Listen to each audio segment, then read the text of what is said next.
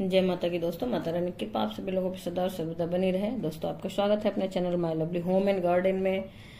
दोस्तों आज हम लोग बातचीत करेंगे वट सावित्री वृक्ष की पूजा जो करते हैं, वट सावित्री व्रत का जो पूजा करते हैं उसमें हमें जरूरी रूप से क्या चीज करना चाहिए उस विषय पर हम लोग बात करेंगे। वीडियो तो बहुत सारी पड़ी हुई हैं, लेकिन बहुत महत्वपूर्ण चीजें जो है हमें अवश्य ही करना चाहिए, उस पर हम चर्चा करेंगे आज की वीडियो में। तो फटाफट से जानकारी शुरू करते हैं दोस्तों। उसके पहले आपसे एक अनुरोध है कि पूरी जानकारी लें और कोई भी जानकारी आपको अच्छी लगे तो लाइक अवश्य करें। लाइक ही एक जरिया है जिससे हम लोग को पता चलता है कि वीडियो आपको उपयोगी लगी, और उसके बाद ज्यादा से ज्यादा लोगों में शेयर करें ताकि हम एक दूसरे की मदद से सहयोग कर सके दोस्तों, और किसी की भी जिंदगी में कुछ भलाई कर सके हम लोग। फिर आप अभी तक मेरे चैनल पर नए हैं दोस्तों और मेरे चैनल को सब्सक्राइब नहीं किए हैं तो सब्सक्राइब अवश्य कर लें और बेल नोटिफिकेशन को अवश्य दबाएं ताकि आने वाली जानकारी आपको समय से पहुंच सके, समय से मिल सके दोस्तों।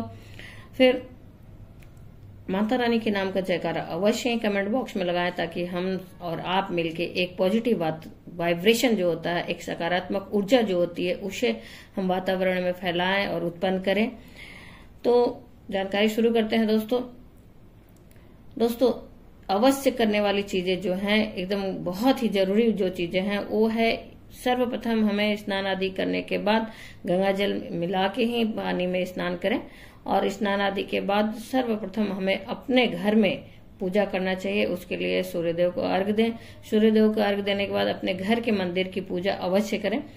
उसको करने के बाद ही वट वृक्ष की पूजा करने हम जाएंगे, और उसके लिए घर पे आप भोग प्रसाद बना लें अगर समय है तो, अगर संभव है तो, नहीं है तो आप बाजार से मीठा मंगा के चढ़ा सकते हैं दोस्तों।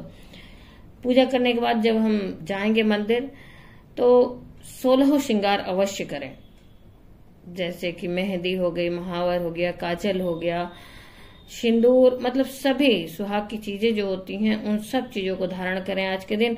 और साथ में अपने शादी वाली जो जोड़ा है, शादी वाला जो आपका चुनरी था, जो शादी में चुनरी चढ़ाई जाती है, उसे अवश्य उस दिन ओढ़ें। पूजा करते वक्त उसे अवश्य धारण करें पूजा के समय। वस्त्र आपके पास नया है तो ठीक है दोस्तों, अगर नहीं है तो आप साफ सुथरे वस्त्र को धारण करके पूजा कर सकते हैं। फिर अपने साथ दोस्तों सिंदूरा, आपका शादी में जो सिंदूरा चढ़ता है जिसमें सिंदूर भर के दिया जाता है, उसे अवश्य ले जाएं, लेकिन उससे सिंदूर चढ़ाएंगे नहीं। चढ़ाने के लिए सिंदूर के लिए एक पैकेट नया अलग से ले लीजिएगा। उसे सिर्फ साथ में ले जाते हैं, वहां पे वट वृक्ष के नीचे वहां पे रखते हैं और पूजा करने के बाद उसे लेके आते हैं। और जो साफ पैकेट का सिंदूर ले जाएंगे उसी से पूजा करेंगे, उसी से वट वृक्ष को भी हम सिंदूर लगाएंगे, माता सावित्री को भी सिंदूर लगाएंगे, गौरी गणेश को भी सिंदूर लगाएंगे। और फिर जो बचेगा उसे, अगर आपके आसपास में और सारी महिलाएं हैं तो उनको भी एक दूसरे को सिंदूर दान अवश्य करें। उसके बाद उस बचे हुए सिंदूर को अपने सिंदूरा में डाल लीजिएगा। ये तो रही कि ये अवश्य करने वाली बातें। साथ ही पूजा, जब वट वृक्ष के नीचे जाते हैं आप, उसके पहले तैयारी क्या क्या करना है। आप मौसमी फल ले लीजिए, अपने सामर्थ्य के अनुसार मौसमी फल ले लीजिए, और चना, भीगा हुआ चना अवश्य लें। मौसमी फल के साथ साथ भीगा हुआ चना अवश्य लें। अगर समय है तो आप पूड़ी, हलवा, गुलगुला बना सकते हैं भोग प्रसाद के लिए। साथ ही श्रृंगार की सामग्री अवश्य चढ़ाएं अपने सामर्थ्य के अनुसार, नहीं ज्यादा कुछ तो सिंदूर, चूड़ी, बिंदी, महावर, ये 4-5 चीजें जो होती हैं छोटी छोटी, वो अवश्य चढ़ाएं। और वस्त्र अपने साथ साथ माता सावित्री और सत्यवान के लिए भी चढ़ाएं। आप सामर्थ्य नहीं है तो छोटे छोटे टुकड़े भी चढ़ा सकते हैं या ब्लाउज का पीस भी चढ़ा सकते हैं, लेकिन कुछ न कुछ वस्त्र अवश्य चढ़ाएं। छोटे कपड़े के टुकड़े सत्यवान और सावित्री के दान स्वरूप आप वृक्ष पे लगा सकते हैं। और सामर्थ्य है तो आप एक बढ़िया साड़ी और कुछ जैसे गंजी ले लीजिए, जो पंडित जी को दे दीजिए।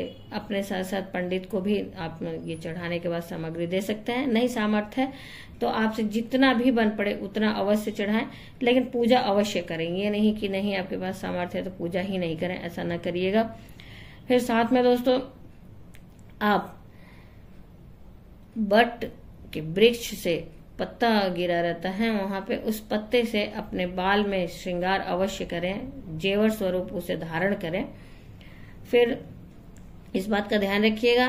और पूजा करने जब बैठेंगे तो सर्वप्रथम अगर वट वृक्ष के नीचे आप बना रहे हैं, पूजा कर रहे हैं, पूजा यहाँ जाके कर रहे हैं किसी वट वृक्ष के नीचे, तो कोशिश करिए कि पुराना वट वृक्ष हो। नहीं है तो आप दूर, अगर है काफी दूर है, तो आप वट वृक्ष के एक टहनी को अपने घर में गमले में लगाकर वहीं पे घर में भी पूजा कर सकते हैं।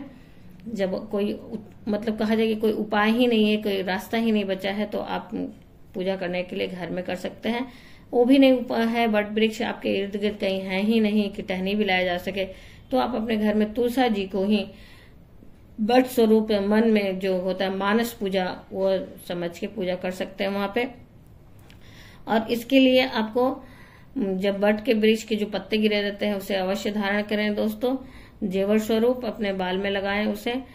फिर सर्वप्रथम अगर आप घर में कर रहे हैं तो कलश स्थापना अवश्य करें, मिट्टी के कलश की स्थापना अवश्य करें। कलश से स्थापना आप कर सकते हैं, उसमें सुपारी हो गया, पैसे हो गए, चावल हो गए, इस तरह से सारी चीजों को जो आपके यहाँ पड़ता होगा कलश में, वो सब चीज डाल सकते हैं। 5 पल्लव डाल सकते हैं और उसके ऊपर आप एक पात्र में चावल भर के रखें और उसके ऊपर आप नारियल रख सकते हैं या दीपक रख सकते हैं, दोनों ही रखा जाता है। अगर आप वृक्ष के नीचे जाके पूजा कर रहे हैं, वट वृक्ष के नीचे जाके पूजा कर रहे हैं, तो वहाँ कलश रखने की कोई आवश्यकता नहीं है दोस्तों, क्योंकि उसमें तो साक्षात सारे देवी देवता का वास होता है। आप तो फिर किसी भी देवी देवता को हम कलश इसलिए स्थापित करते हैं कि आह्वान करते हैं, उन्हें बुलाते हैं, उस कलश में बुला के स्थापित करते हैं। लेकिन अगर वट वृक्ष के नीचे हम कर रहे हैं तो वहां तो खुद ही सारे देवी देवताओं का वास होता है। साथ ही दोस्तों वहां पे कलश स्थापना के बाद हम गौरी गणेश की पूजा सर्वप्रथम करेंगे। इसके लिए आप सुपारी से गणेश बना लें और गोबर से गौर बना लें, और सर्वप्रथम उन्हीं की पूजा होती है। तो उनकी विधि विधान से पूजा करने के बाद, सिंदूर दान वगैरह देने के बाद, तब हम वट वृक्ष पे ऐपन जो ले जाते हैं, पीले रंग के हल्दी मिला के चावल के आटे में ऐपन बनाते हैं, चावल पीस के उसे हम ऐपन बनाते हैं और हल्दी मिला लेते हैं। अगर वो भी नहीं संभव तो अब आटे में ही, गेहूं के आटे में ही हल्दी मिला के ऐपन अवश्य लगाएं। वट वृक्ष के ऊपर आप 7 बार लगा सकते हैं, आपके यहाँ अगर 5 बार होता है तो 5 बार लगाएं। और माता सावित्री का उसी से आकार स्वरूप बनाए वट वृक्ष के जड़ के पास, और वहीं पे पूजा करेंगे।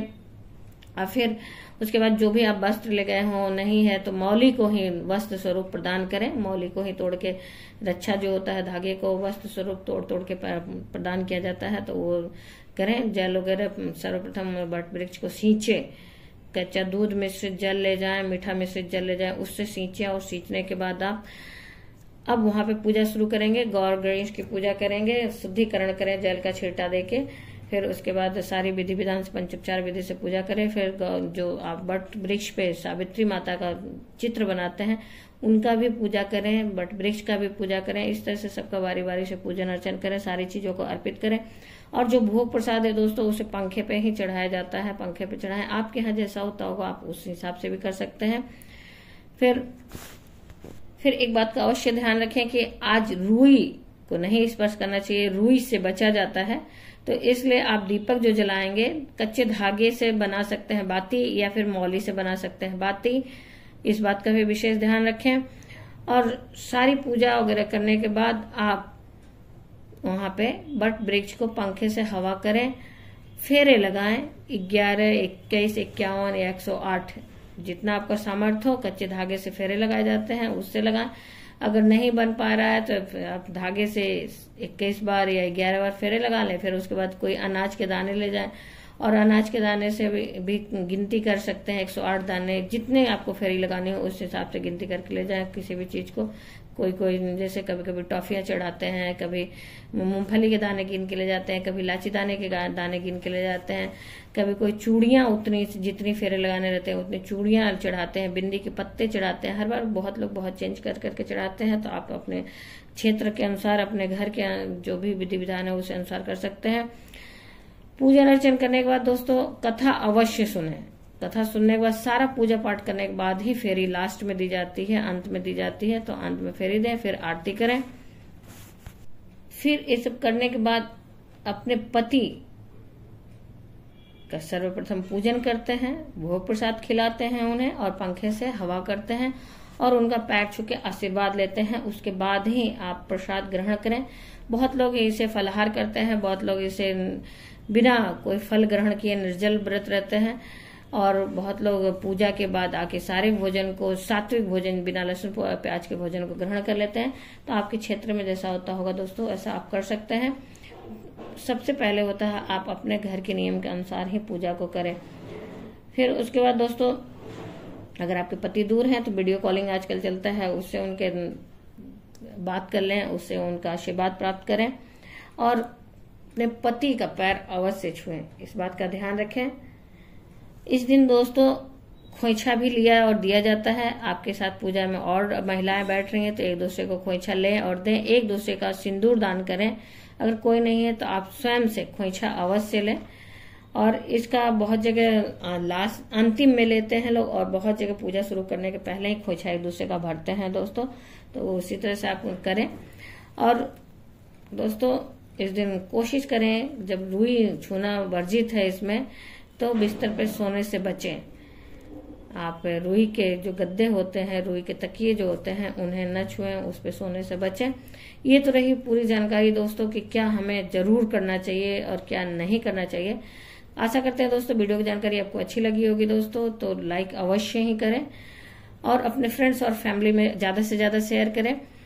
फिर मिलते हैं दोस्तों एक नई जानकारी के साथ नई वीडियो में। आप अभी तक मेरे चैनल पर नए हैं तो मेरे चैनल को सब्सक्राइब कर लें और बेल नोटिफिकेशन अवश्य दबाएं ताकि आने वाली जानकारी आपको समय से पहुंच सके।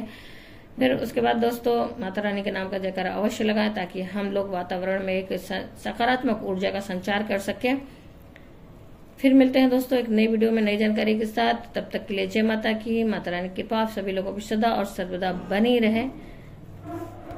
दोस्तों एक बात और, अगर आप पहली बार कर रहे हैं तो अपने मायके से ही पैसे मंगा लें। अगर दूर है तो मायके का ही सामग्री इस्तेमाल किया जाता है इस पूजे में पहली बार, इस बात का ध्यान रखें।